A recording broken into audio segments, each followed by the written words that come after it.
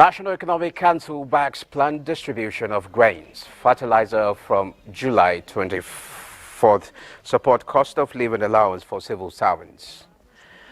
FAC shares close to 1 trillion naira June 2023 revenue to federal, state and local governments. Naira depreciates against the dollar, exchanges at 16 kobo. Naira at official window Thursday, plus global shares subdued after U.S. tech earnings disappoint. The program is Business Express, reaching you from Abuja, Nigeria's capital. I am Musa Abubakar, your guide.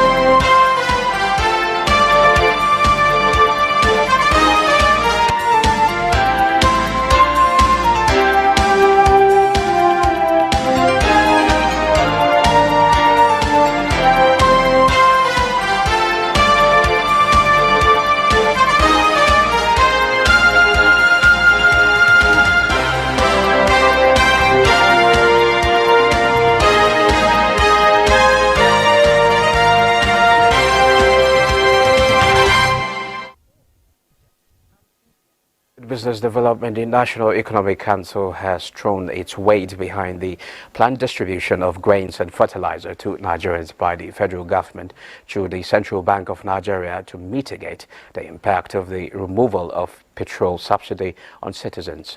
Statement by Director Information Office of the Vice President Olusola Abiola says the decision was part of resolutions reached at the fourth meeting of the council chaired by Vice President Kashim Shettima.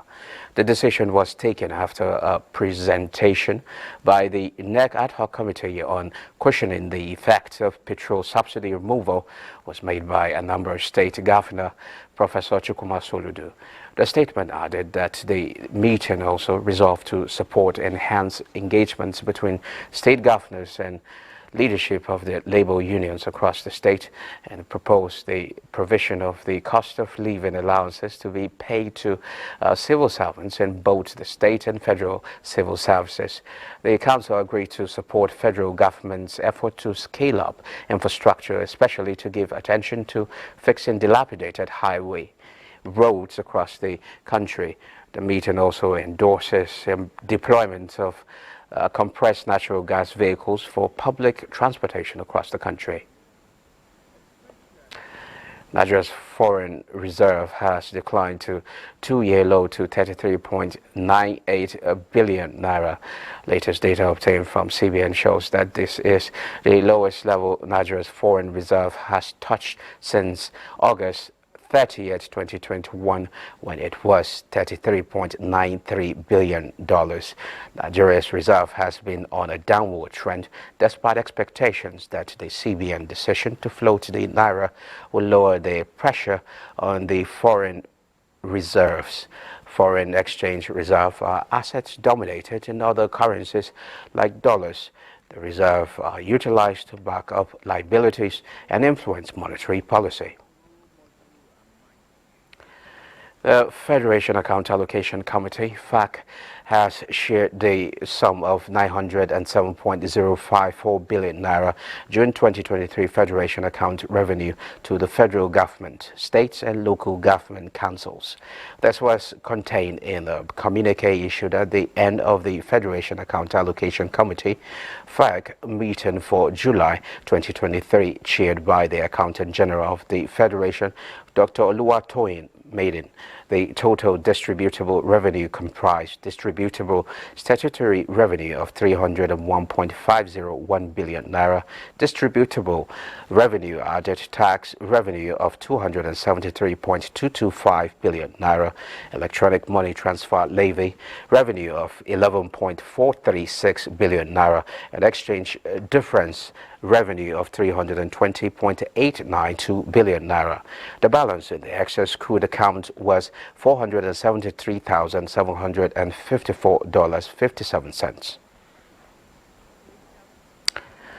Still on revenues, the Federal Inland Revenue Service says it has so far collected total tax revenue of more than 5.5 trillion naira for the half-year period of January to June 2023, the highest tax revenue collection ever recorded by the service in any first 6 months of a fiscal year. Benny Adams reports. 5.5 trillion tax revenue collection is a cheering news from the executive chairman of the FIRS, Mohammed Nami, as he unveiled the 2023 to 2024 half-year collection report delivered at the National Economic Council meeting this Thursday. The report shows the FIRS has achieved more than 100% of its target for the first half of the year when compared with mid-year target of 5.3 trillion naira. Nami says tax revenue collected from oil sector from January to June 2023 stood at 2.03 trillion naira as against a target of 2.3 trillion. While non-oil tax collection stood at 3.76 trillion as against a target of 2.98 trillion. He added that a total of 1.65 trillion tax revenues collected in June 2023 is the highest tax revenue collected by the service in a single month, in spite of stubborn headwinds.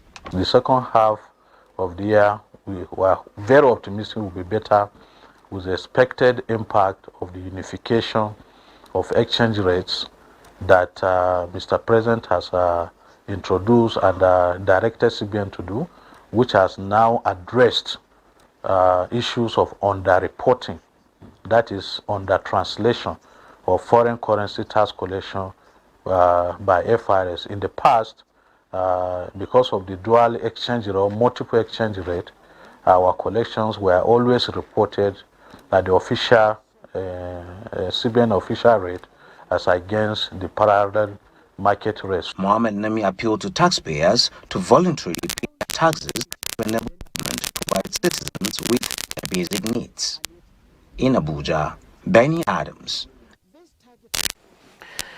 The 2023-2027 trade and policy for Nigeria has been presented to the public by the Federal Ministry of Industry, Trade and Investment. The policy aims at enhancing the competitiveness of Nigerian businesses and strengthening institutional frameworks and regulatory environments that drives trade and investment. Nigeria's investment policy and its plan for improving domestic and global trade is our focus on the program.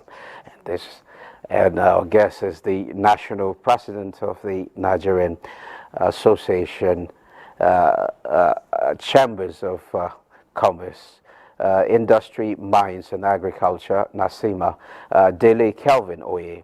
You're welcome to Business Express. Thank you very much.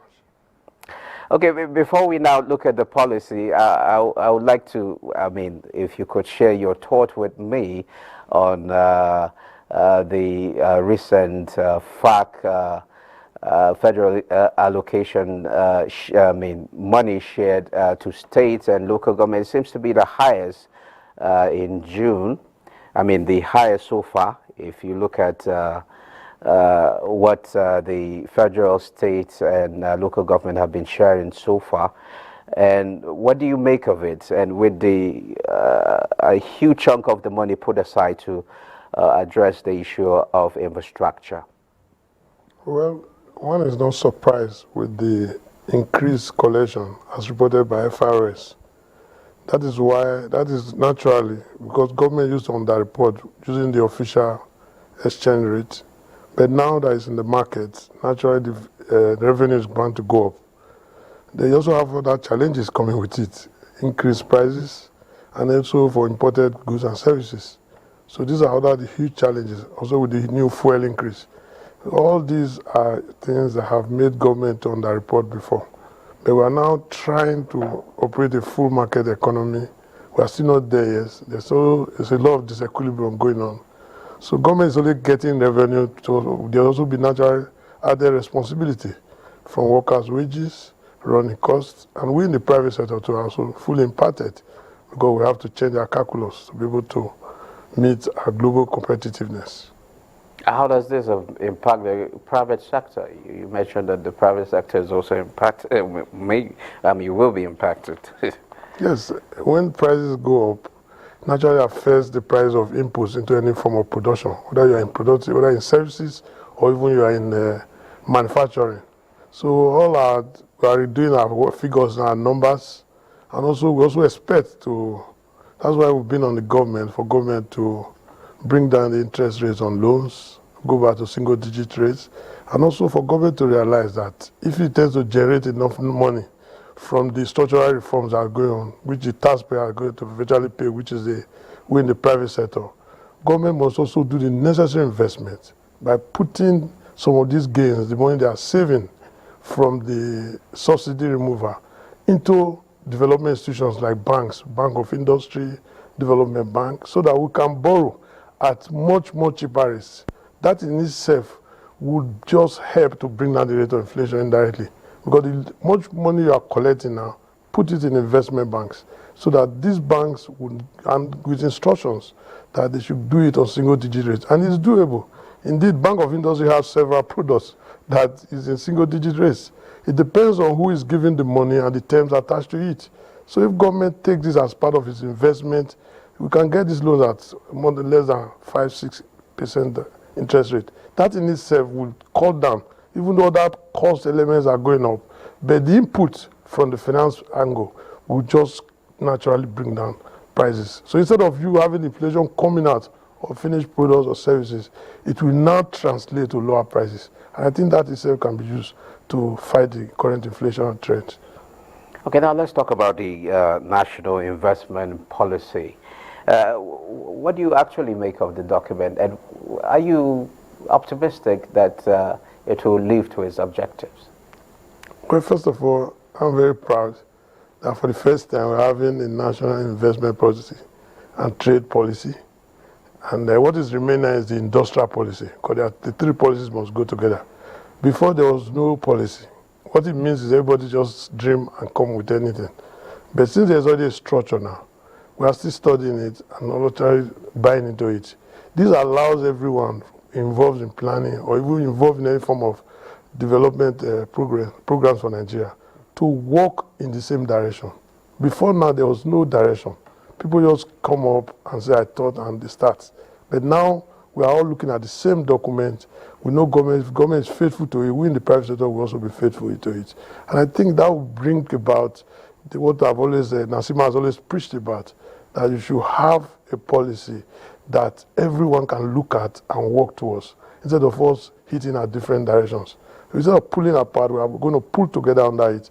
And I encourage all the stakeholders to take time to go through it, understand it. We at Nasima were already doing internal study on it, and I was there the day it was launched at the Federal National Export Promotion Council, and I made a speech that we're very proud that the government should raise up and finalize the industrial policy, because the three must go together. They must have the handshake at the same time, so that we can all do the same thing at the same time. Okay, this trade policy, how do you see it somehow helping domestic and global trade? Because with the unification of the Naira exchange rate, there's expectation on most especially the supply side. We would like to see how the supply side will be improved, so that we will see the Naira going up against the dollar. So how do you see this thing boosting domestic and global trade? Well, first of all, if you come to the issue of Naira, the free trade in Naira, I have to tell you that we in Nigeria, we have to decide what we want. First of all, we had an imperfect system where some few people who have access to power had access to the official rate. I, as a businessman, have always been the other rate. And even when you try to approach the official one, say that it's not there, or the processes involved with something you want to go through as a business, because you can't calculate when you come out of it. So we're actually happy now that we all, as Nigerians, must take a decision whether you want to run a rent-seeking economy or an economy that is fair to everyone. I know naturally when you start this process, there are going to be structural imbalances.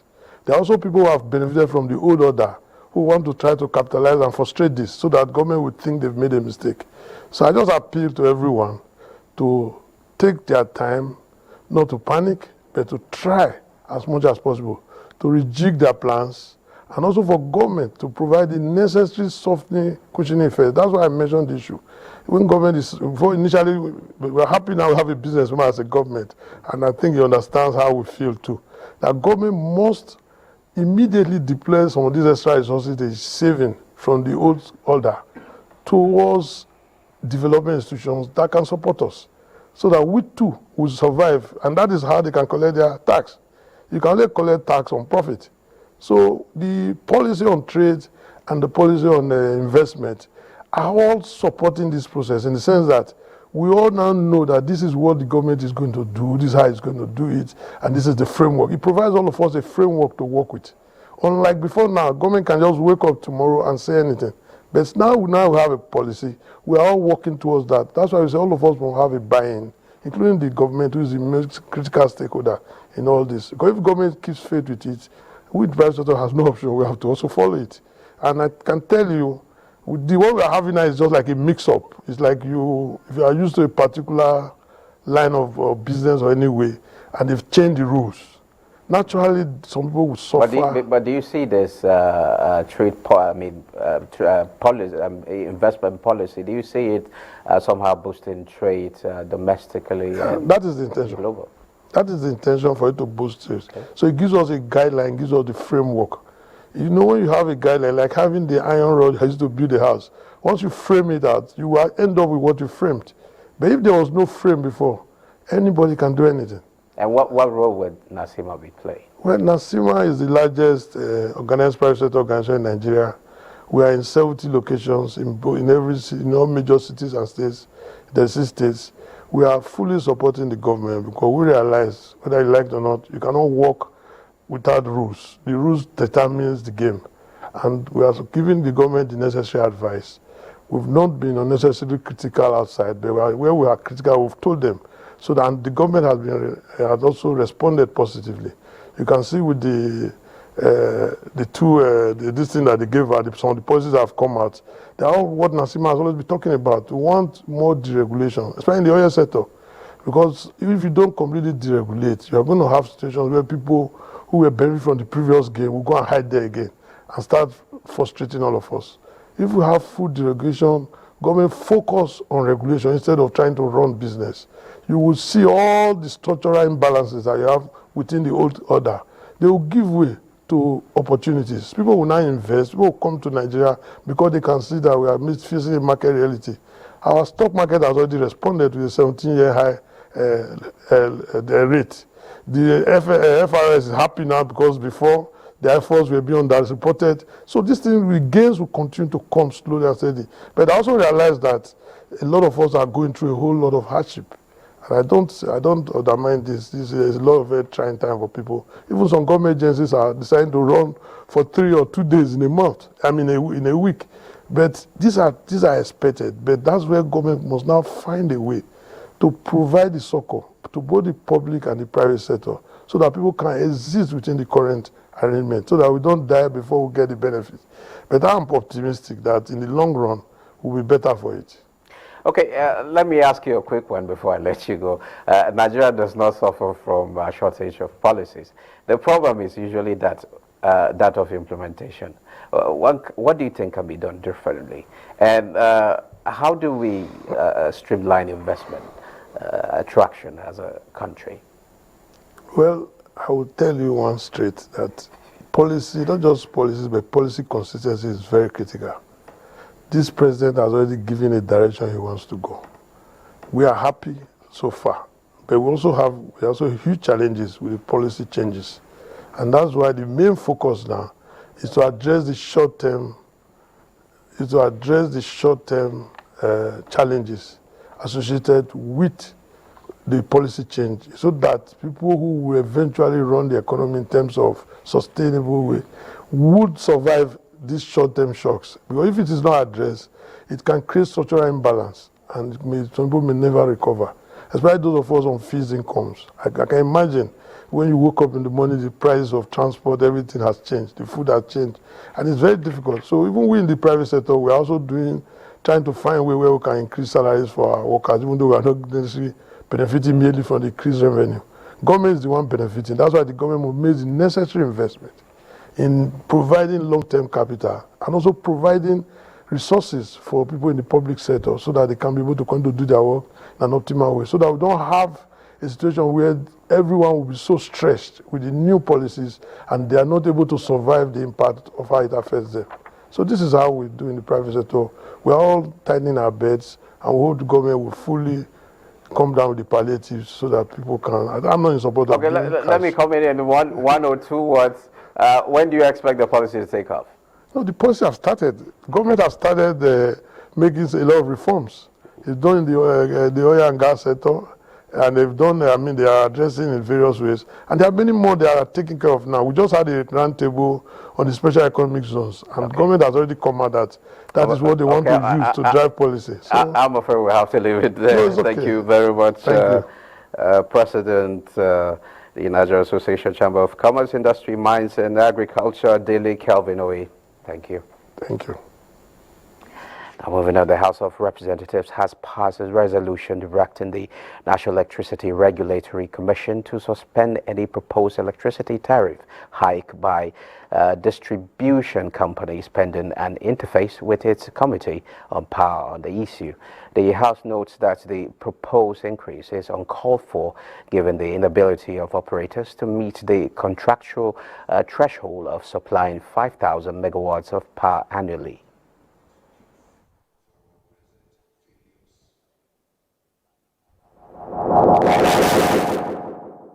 At this time, when Nigerians are yet to come to terms with the increase in petroleum prices. I'm sure that the discos or the gencos, in their wisdom, don't want to also increase tariff. It's as a result of the emerging economic realities where we have decided by law to privatize some of these sectors. If they want to increase the tariff to Nigerians, let them improve their facility. As the energy oil prices crept up on Friday, sustained by economic stimulus in slow recovery in China and falling inventories in the U.S., Brent futures were up 65 cents to $80.29 a barrel, while U.S. West Texas Intermediate crude climbed 64 cents to $76.29 a barrel. Prices had closed marginally higher on Thursday. China's weak economic figures had kept a lead on prices through the week. The world's second biggest oil consumer this week posted disappointing growth in second quarter gross domestic product, increasing the likelihood the economy will miss the government's 5% annual growth target. Let's now see how oil and other commodities are trading on the global market.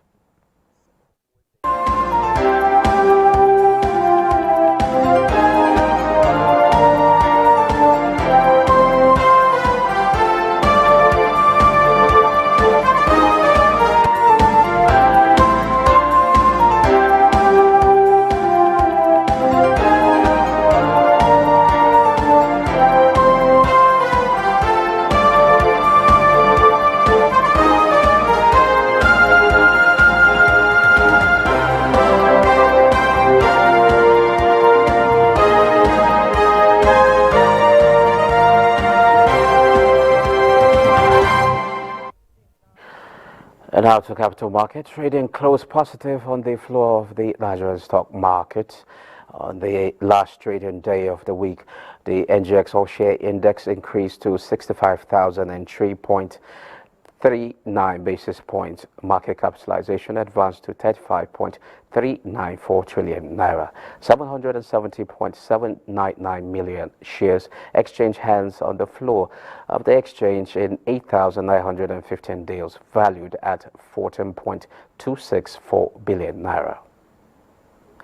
Global shares were subdued Friday after U.S. tech earnings disappointed. Let's join Bosede Abel for a global market update.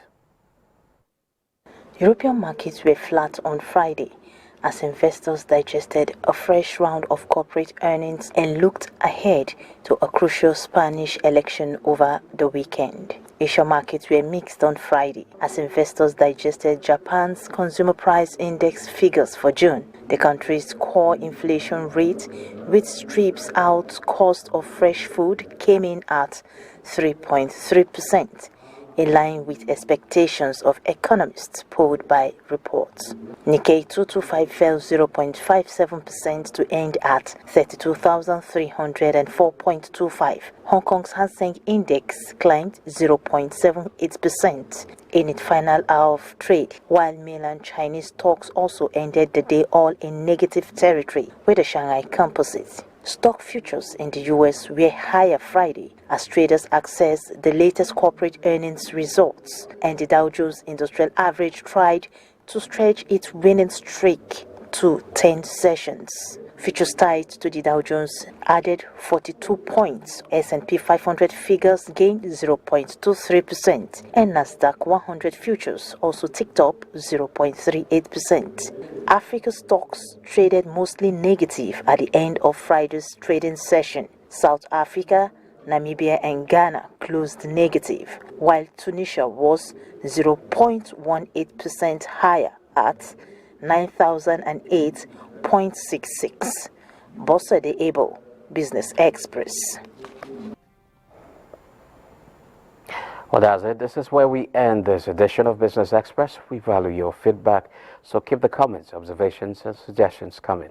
Be informed that all previous episodes are available on YouTube on the NTA's channel. Business Express returns next week. I am Musa Bakar. Enjoy the rest of your day.